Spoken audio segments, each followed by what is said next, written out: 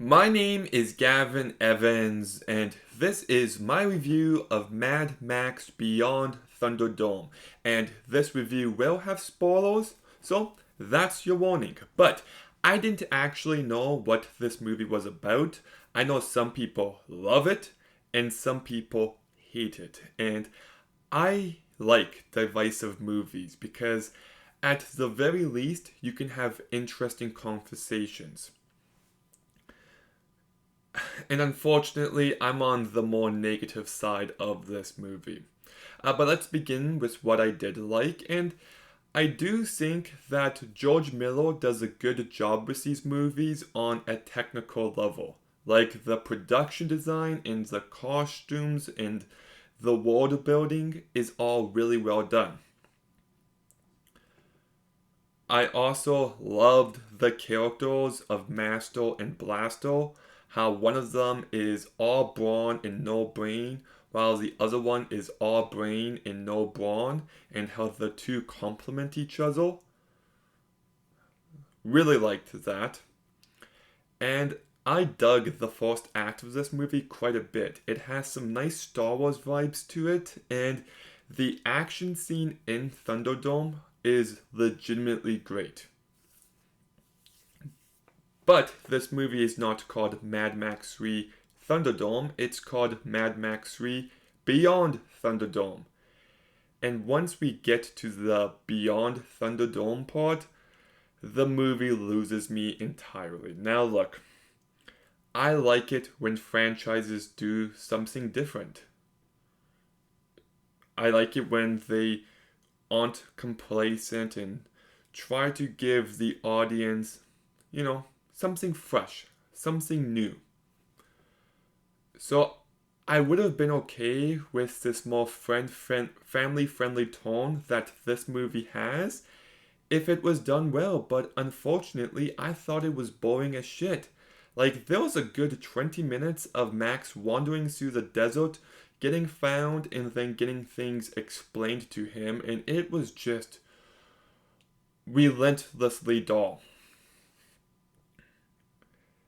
And, like, the kids are just really boring characters, and the truth is, so is Max. I've never liked him as a character in his own franchise. He never changes, he lacks any bit of agency, he's just kinda there. And just focusing on him and the kids, I thought was really lame. And we get a series of, and then this happens, and then this happens. Well, people just do things for the sake of it.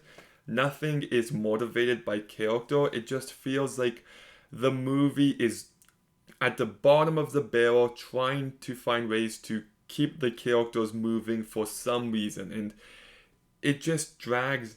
There's no urgency, there's no emotional connection, and it loses me entirely. And as much as I like the character of Master, I don't understand why he's suddenly made out to be a good guy at the last act. Like, no, like, this guy was a slave owner pretty much.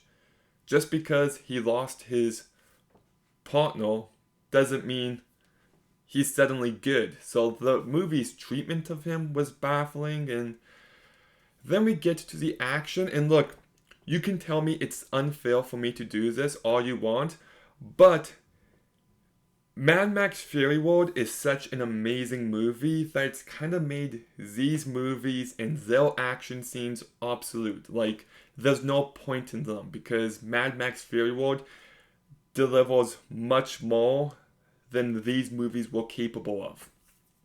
And I know it's not fair, but it's the way it is.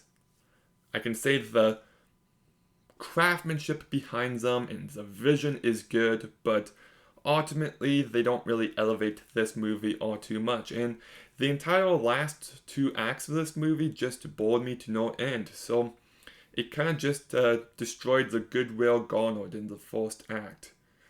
I wanted to like this movie, and I can see why some people might like the Peter Pan vibes of it, the more family friendly tone.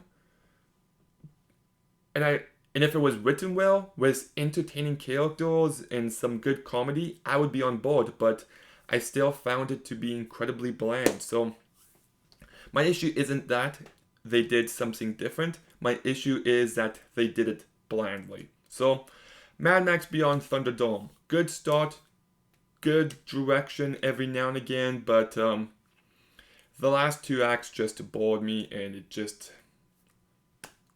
yeah, I thought it was a bad movie. So I'll give Mad Max Beyond Thunderdome a 4 out of 10. Okay, have you seen Mad Max Beyond Thunderdome? What did you think about it? Let me know in the comments down below. Make sure you like, comment, subscribe. Stay tuned for more videos soon. And Gavin out.